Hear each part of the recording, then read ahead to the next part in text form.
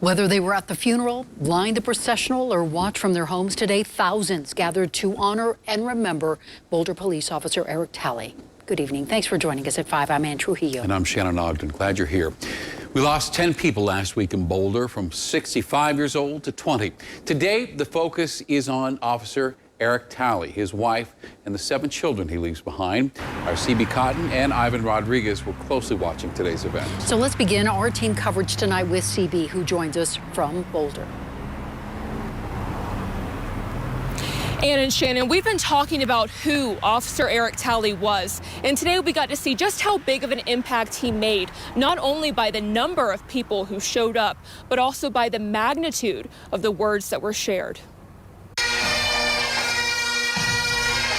A day set aside to mourn together is one way to help a family whose hearts have been torn apart. I could see the love for his wife, the love for his children, sister, grandparents, niece, in-laws, and of course his father and mother. Those loved ones, now the living legacy of fallen Boulder police officer Eric Talley, killed in the line of duty during the King Soopers shooting in Boulder. On Tuesday, those who knew Talley best, Catholic faith leaders, Boulder police officers, and family friends shared words at a memorial service honoring him. Officer Talley believed in something so strongly, he was willing to die for it. The ultimate sacrifice. Officer Talley always knew it was a possibility, and still, he chose law enforcement. Eric didn't need to become a police officer. Before he became a police officer, he had another profession. He was an IT professional, but he felt a higher calling. And when Talley answered, it was through faith and love, leading to 11 years of service with the Boulder Police Department. But even as he lays in rest, we can learn about a life well lived. In his death, we saw his soul shining through, the hero that he was. His Catholic faith, his belief in Christ, his love for his family. When we mourn a soul, we help heal what's been torn apart.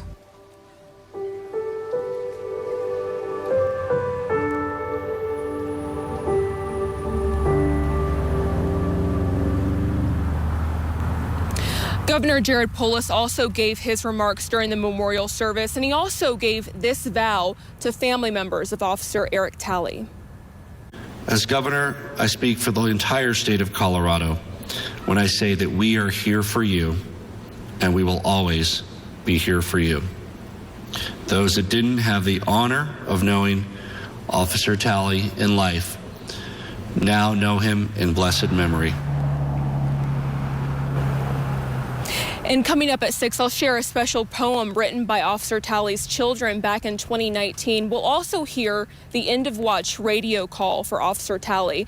Now I want to send things over to my colleague, Ivan Rodriguez. Ivan, you witnessed a procession today, hundreds gathered to honor this fallen officer.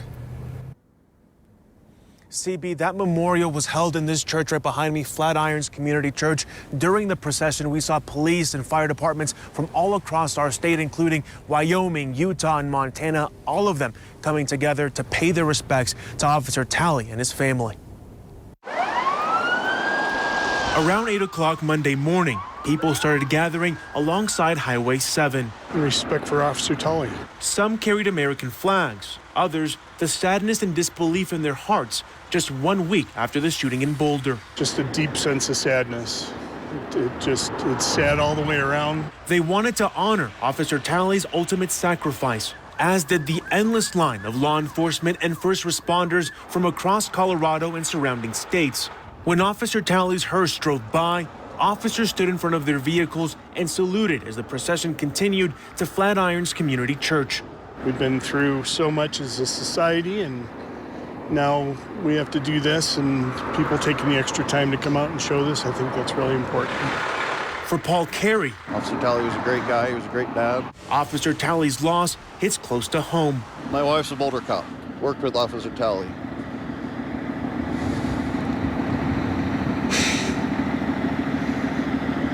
I knew Officer Talley. I never actually met him, but I've talked to him on the phone. I'm a contractor, and we were talking about me doing some work for him when he bought a house about a year ago. Like many law enforcement families, Kerry never knows what dangers his wife will run into on the job. All he asks is to see her again every day she walks out the front door. Every morning when she leaves, I give her a kiss and I tell her to be safe. And you just hope that she can be. Last Monday, when Officer Talley put on his badge, he didn't know it would be the last time he'd get to serve his community and hug his family, which makes it even more important for people to say their final goodbyes and show their support. Not even the cold could stop people from coming out this morning. Many stood by the side of Highway 7, watching quietly as the procession drove by.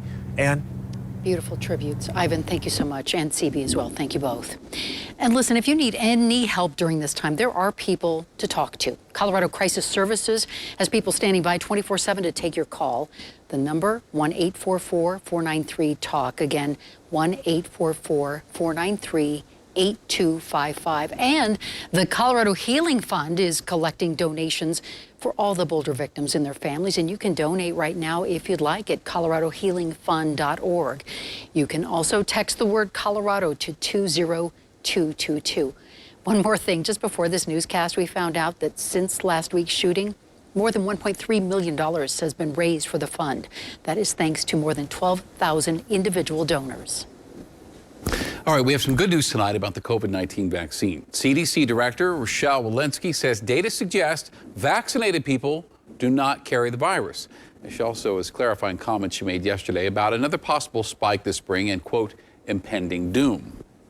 When I said I had a feeling of impending doom, it is sort of this feeling that I've had surge after surge, serving on the front lines at Massachusetts General Hospital, and recognizing that right now it's preventable. Starting this Friday, all Coloradans 16 and older are eligible to get the vaccine. And for more details on how to sign up for the mass vaccination site the state's running, visit thedenverchannel.com. Oh, and another sign of good things to come, Red Rock says they're ready to start hosting shows this spring. The venue's been approved to host 2,500 people at a time. And Red Rock says they will have more announcements coming soon. Also tonight, just over 4,000 fans will enter the newly renamed Ball Arena to watch the Nuggets take on the 76ers. Tonight's Nuggets and tomorrow's Avs fans will all be healthcare and frontline workers. And Lionel will be live previewing tonight's events coming up on Denver7 News at 6. Well, so nice to see there. Her keys in her car gone in an instant. In this video, take a look. You can see the moments a Buffalo Wild Wings customer gets her food, reaches behind the cash register, then grabs the keys and takes off. And now that server is saving up for a new car. Wow, she is also sharing her story with Denver7's Patrick Perez. Sarah Aldilemi still can't believe it. Karma will get you. That a customer would steal her car keys from behind the register and then steal her car from the parking lot. You're grabbing food from Buffalo Wild Wings and you're like, oh, let me steal a car while I'm at it.